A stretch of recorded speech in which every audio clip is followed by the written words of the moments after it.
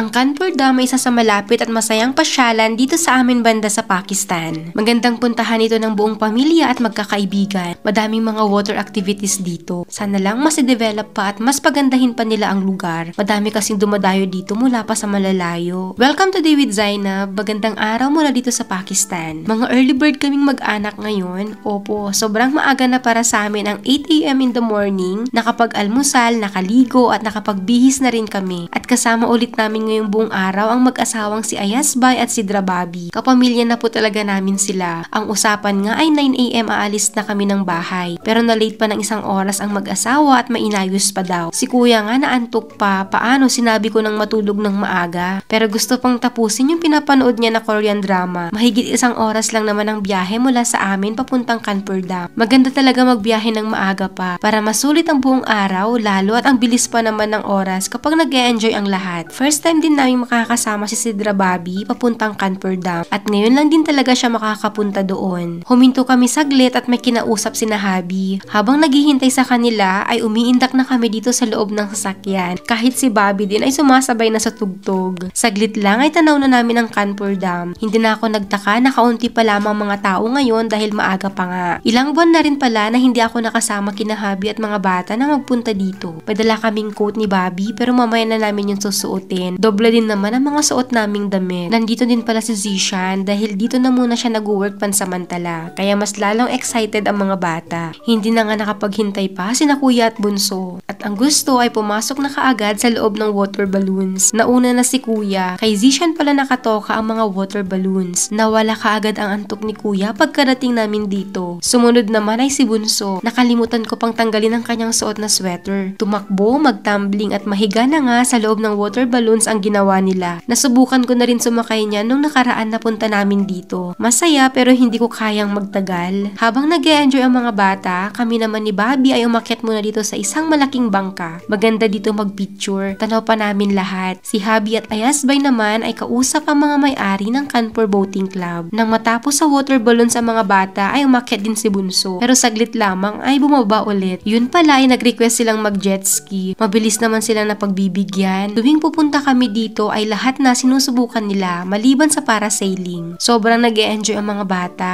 Wala palang ibang mga tauhan ang may-ari ng Kanpur Boating Club or karamihan ng mga negosyo dito dahil sila mismong pamilya na ang nagtatrabaho dito. Yang nagdadrive ng jet ski ay anak ng may-ari. Nag-aaral din sila pero tuwing walang pasok at bakasyon sa eskwela ay nandito sila. Diba napakasimple lang nila kung titignan? Pero magkano ang kinikita nila dito sa negosyo nila? Napakalaki ng investment nila sa lahat ng bagay na meron sila dito. Umakyat din sina Ayazbay at Habi. Syempre nag-take din kami ng mga photos at videos. Dati nahihiya pa yan si Habi mag-picture sa public o kaya mag-post ng mga sweet. Sa ilang beses din na pagpunta ko dito ay wala akong namimit na kabayan. Sabi ni Nabay ay noong mga nakaraan daw ay may mga Filipina dito kasama ang kanilang pamilya. Sayang at hindi ko sila mga nakatagpo. Nang magsawa na nga kami ni Bobby mag-take ng mga photos at videos ay bumaba na kami dahil sasakay daw kami lahat sa bangka. Ang saya, dati si Ayazbay lang ang kasama namin. Akala ko habang buhay na siyang pambansang tito o chaperon ng pamilya. Joke. Pero ngayon may Bobby na ako. Mashallah, sa maikling panahon pa lamang na mag-asawa sila ay madami na kaming memories. Sabi nga ni Bay hanggat maaari kung nasaan daw kami ay gusto daw nilang sumama. Yay. Madami daw palang nahuhuling isda dito sa Kanpur Dam at pinagbabawal talagang maligo dito dahil napakadelikado. Mas enjoy ko talaga magpunta ngayong winter season dito sa Kanpur Dam. Matagal na rin naming plano na mag-camping sa isla. Sana nga bago matapos ang winter ay magawa namin yun.